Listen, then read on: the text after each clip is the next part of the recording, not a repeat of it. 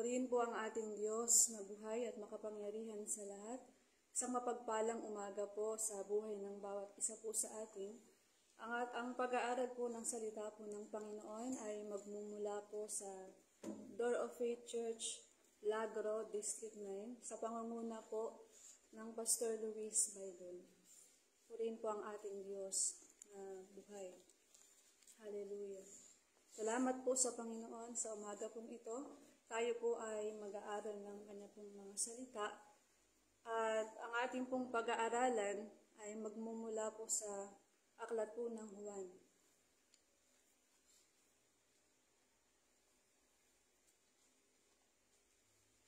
Sa aklat po ng Juan, Kabanata 14,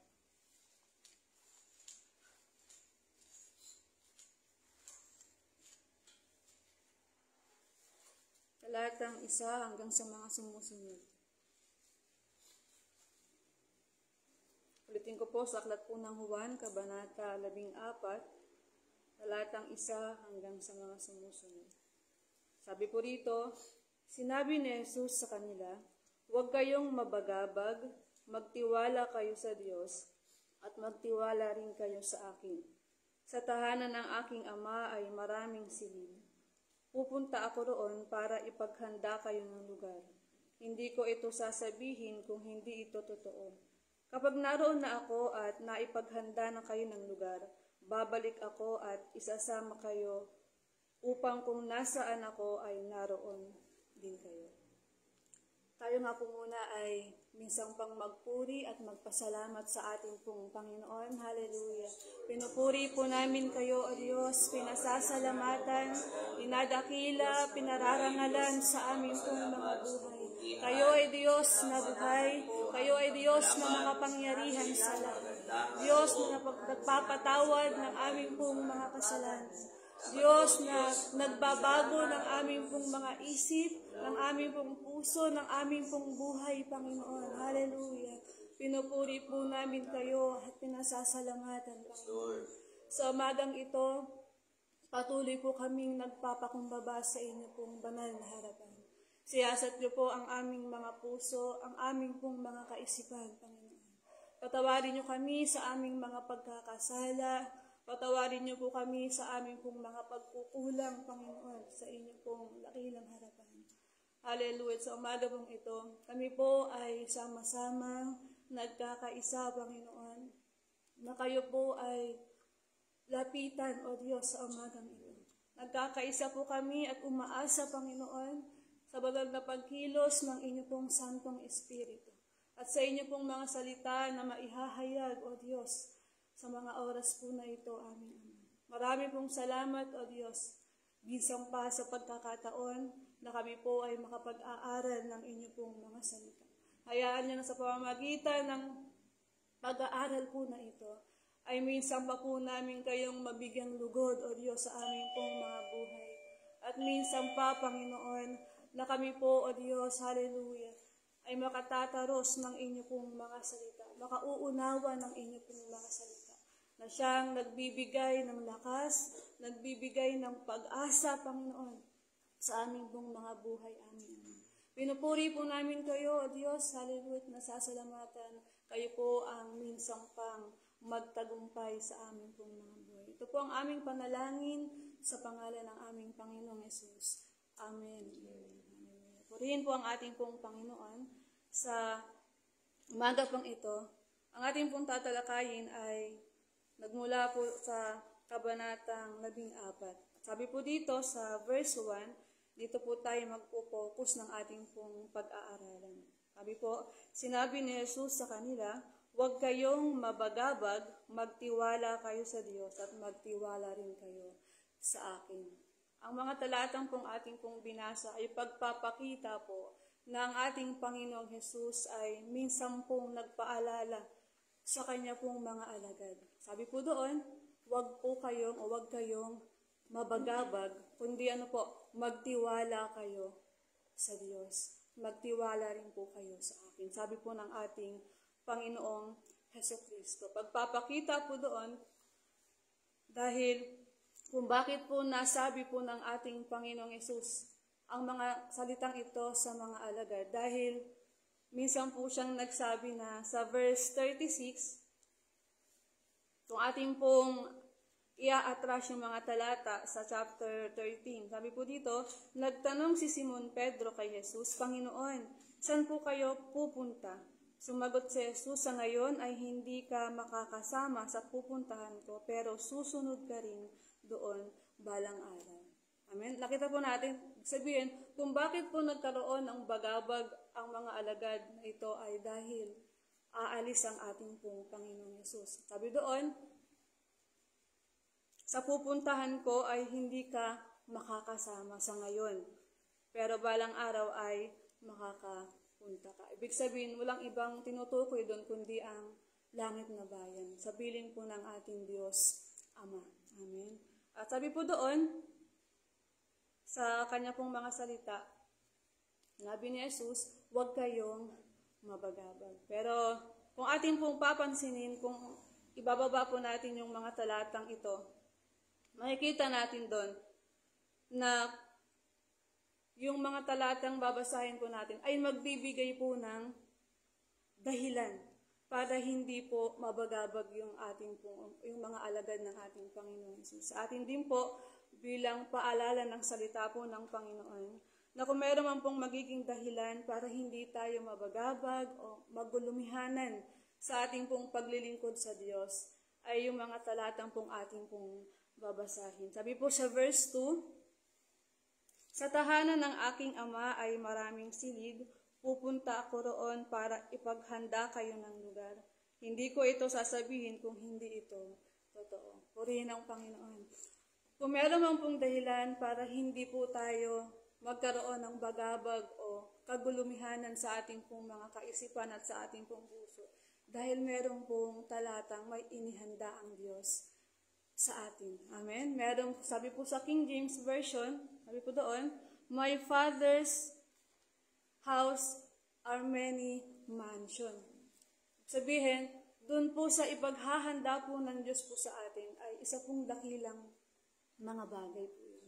Kaya, kung meron man pong ding isa sa magpapalakas ng ating pong loob, iwan man tayo o dumating man sa punto na meron pong panghihina, meron pong mga bagabag, ay may magpapalakas po sa atin. Amen? At yun po ay meron pong inihanda ang ating pong Panginoong Jesus na lugar para po sa atin. Amen? Sa verse 3 po, sabi po dito, kapag naroon na ako at naipaghanda na kayo ng lugar, babalik ako at isasama kayo upang kung nasaan ako ay naroon din kayo. Isa pa pong makapagbibigay ng kalakasan at pag-asa po sa atin para hindi po tayo dumating sa bagabag o kagulumihanan sa ating pong mga kaisipan dahil meron pong Diyos na babalik. Amen. At yun po yung magbibigay po sa atin ng isang buhay na pag-asa na kung meron man pong dahilan ang ating pong pananampalataya, una yung sa ikaliligtas po ng ating pong mga kaluluwa. Kasunod po doon ay ang pagbabalik po ng ating pong Panginoong Jesus.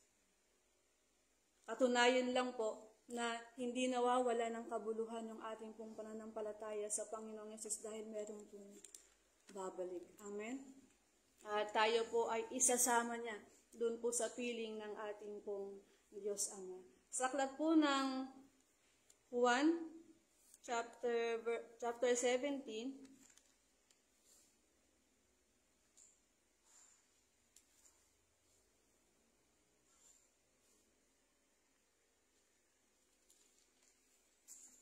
verse 24 po. Tingnan niyo po yung pagnanasa ng Panginoong Jesus na tayo po ay makasama. Sabi po doon, Ama, gusto ko sanang makasama sa pupuntahan ko ang mga taong ibinigay mo sa akin, para makita rin nila ang kapangyarihang ibinigay mo sa akin, dahil minahal mo na ako bago pa man nilikha ang mundo. Amen? Kung meron man pong ninanasa ang ating Panginoong Jesus, walang iba kundi tayo po ay makasama sa piling po ng ating pong Diyos Ama. Amen. Sa aklat po ng unang Thessalonica, chapter 4, basahin po natin. Verse 16 hanggang verse 18. Sa araw na iyon, ang Panginoon mismo ang bababa mula sa langit, kasabay ng malakas na utos. Maririnig ang pagtawag ng punong anghel at ang pagtunog ng trumpeta ng Diyos. Ang mga namatay na sumasampalataya kay Kristo ang unang bubuhayin. Pagkatapos, ang mga buhay pa sa atin sa araw na iyon ay kasama nilang dadalhin sa mga ulap para salubungin ang Panginoon sa himpapawid. At makakasama na natin ang Panginoon magpakailanman. Kaya nga mga kapatid, pasiglahin ninyo ang isa't isa sa pamamagitan ng mga aral na ito. Amen. Purihin ng Panginoon. Sa ating pong pananampalataya sa Panginoon, maraming pong pagkakataon na dumarating yung pagabag. Amen. Dumarating yung kagulumihanan sa ating pong pananampalataya sa Diyos. Pero bilang isang mananampalataya ng ating pong Panginoong Yesus, bilang isang tagasunod ng ating Panginoong Yesus, bilang anak ng ating pong Diyos Ama, tayo po ay meron pong kaisipan na ang ating pong pananampalataya ay hindi nawawalan ng kabuluhan. Amen. Ang ating pong pagtitiwala sa Panginoon ay hindi po nawawalan ng kabuluhan. Bakit po? Dahil meron pong Diyos na namatay sa krus ng Kalbaryo. Sunod, hindi lang siya basta namatay, kundi nabuhay na mag-ulit. At meron pong Diyos na babalik. Amen.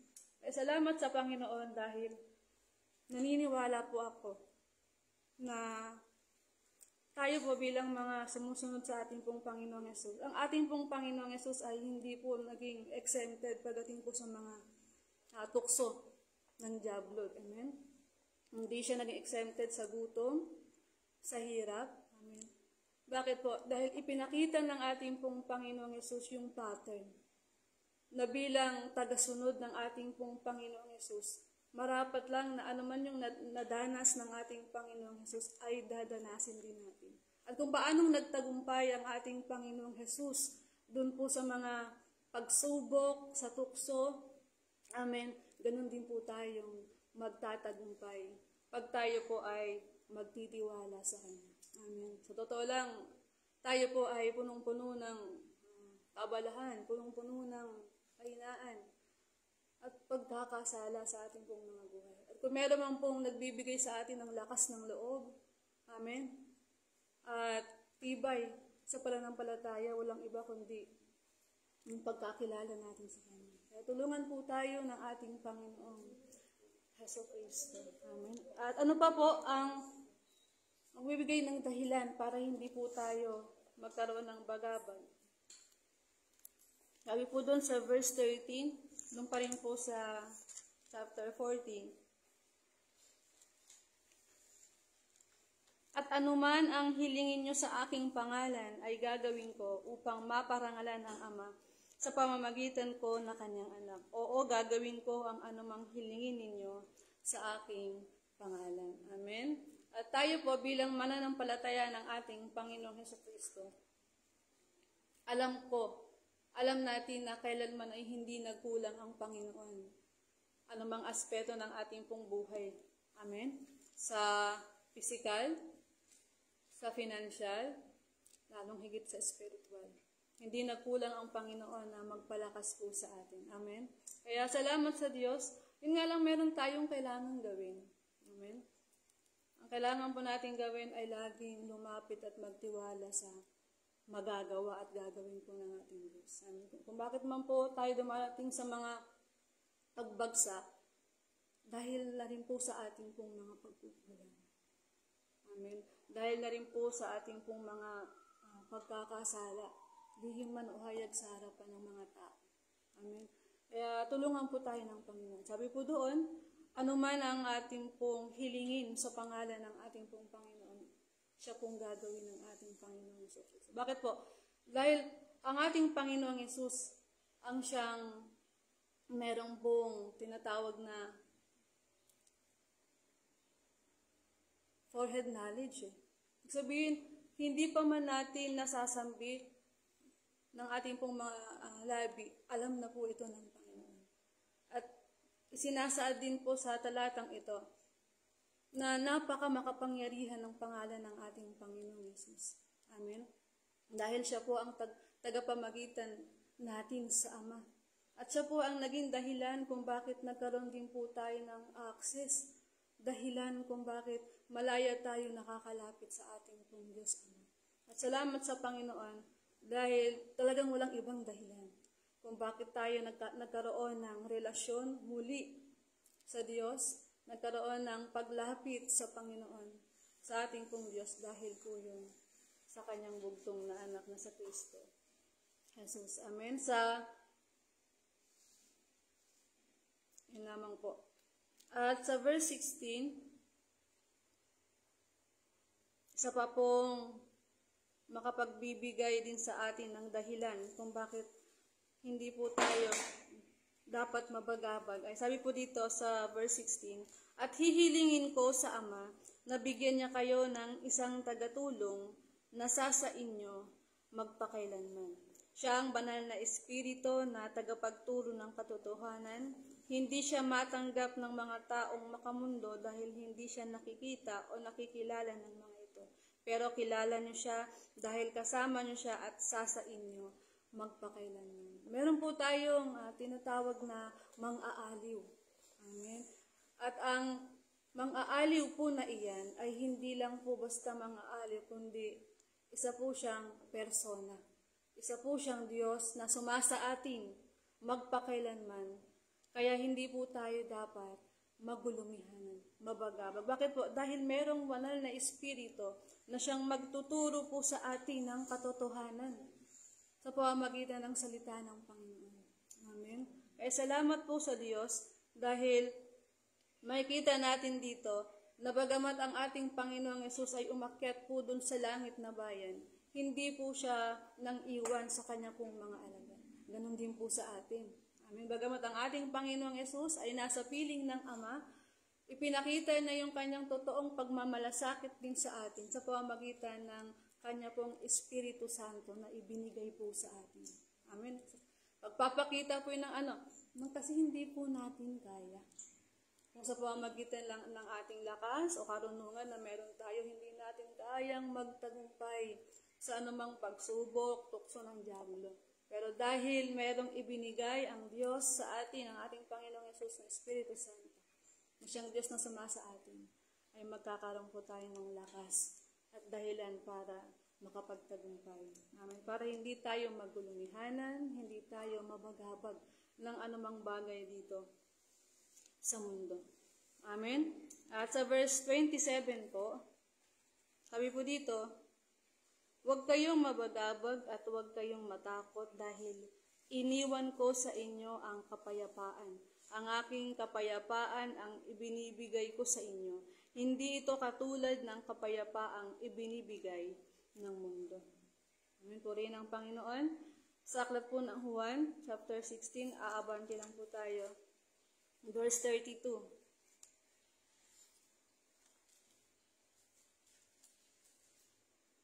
Ayan, sabi po dito, pero darating ang oras at dumating na nga, na magkakawatak-watak kayo at magkakanya-kanya, at iiwan nyo akong nag-iisa. Ngunit kahit iwan nyo ako, hindi ako nag-iisa dahil kasama ko ang Ama.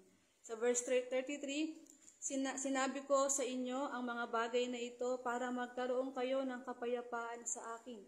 Daranas kayo ng paghihirap dito sa mundo, pero magpakatatag kayo dahil nagtagumpay na ako laban sa kapangyarihan ng mundo. Amen? Meron mang magbibigay sa atin ng dahilan para hindi tayo madaig ng anumang bagabag at kagulumihanan, anumang tukso ng mundong ito. Dahil meron na pong Diyos na naunang nagtagumpay sa mundong ito. Amen? Sa kapangyarihan ng mundong ito. Walang iba kundi yung ating pong sinusundan, ang ating Panginoong Jesucristo. Amen? At salamat sa Panginoon dahil nagbigay po siya ng napakadakilang halimbawa na kung meron man po tayong tatanawin na kaisipan ay walang iba kundi ang Panginoong Hesus talaga. Amen. Pinakita po sa talatang ito na kailangan nating asahan yung mga pagsubok, kailangan natin itong asahan yung mga kahinaan na darating sa buhay po natin.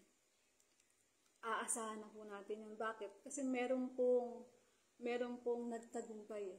Ibig sabihin, dumating man ang ating pong Panginoong Hesus sa mga ganun pong sitwasyon, pagtukso ng kaaway, meron po siyang tinatawag na pagtatagumpay. Amen. Bakit po? Para maipakita sa atin na kung paanong nagtagumpay ang ating Panginoong Hesus. Kapag tayo po ay nagtiwala sa Panginoong Hesus, ay magtatagumpay din po tayo. Amen. Kaya purihin po ang Panginoon sa kanya pong mga salita.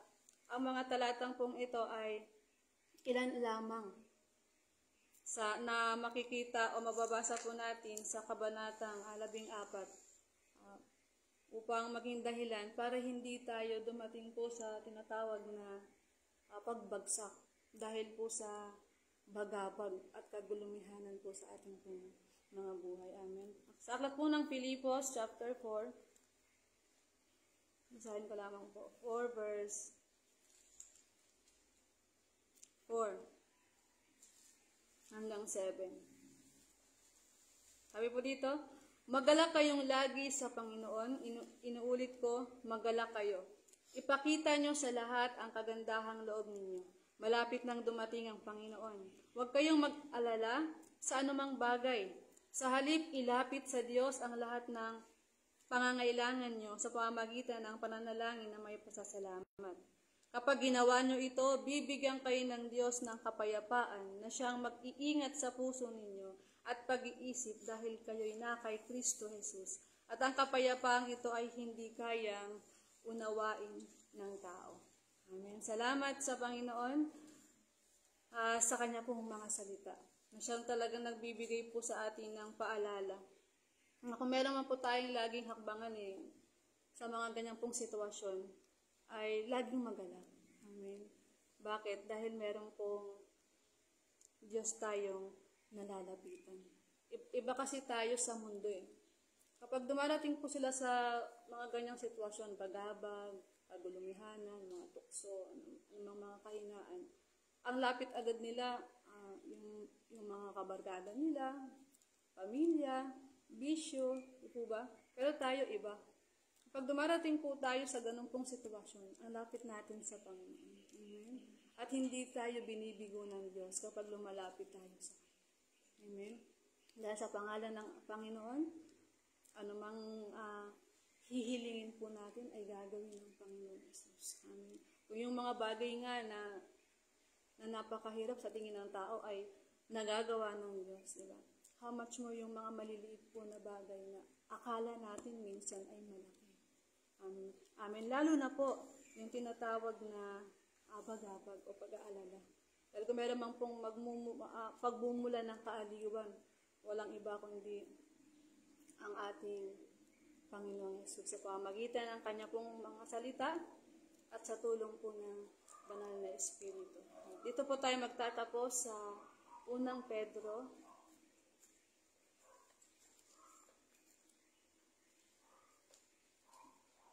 chapter 5 verse 7 hanggang verse 11 po.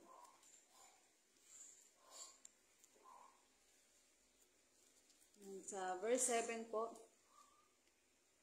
ipagkatiwala nyo sa Kanya ang lahat ng kabalisahan nyo dahil nagmamalasakit siya sa inyo. Humanda kayo at mag-ingat dahil ang kaaway ninyong si Satanas ay umaali-aligid na parang leyong umaatungal at naghahanap ng malalapa. Verse 9, patatagin ninyo ang inyong pananampalataya sa Diyos at labanan ninyo si Satanas. Alalahanin ninyong hindi lang kayo ang naghihirap, kundi pati ang mga kapatid nyo kay Kristo sa buong mundo. Nararanasan din nila ang mga paghihirap na ito. Maikling panahon lang ang paghihirap ninyo. Pagkatapos nito, tutulungan kayo ng Diyos para maging ganap ang buhay ninyo. At siya rin ang magpapatatag at magpapalakas sa inyo. Dahil siya ang pinagmumulan ng lahat ng pagpapala. Pinili niya kayo upang makabahagi rin sa walang hanggang kalwalhatian niya sa pamamagitan ng pakikipag-isa ninyo kay Kristo. Purihin siya sa kapangyarihan niyang walang hanggan. Amen? Purihin ng Panginoon. Hindi tayo nag-iisa mga kapatid. Lagi nating tandaan, merong Diyos na umaagapay po sa atin. Merong Diyos na handang tumulong sa atin.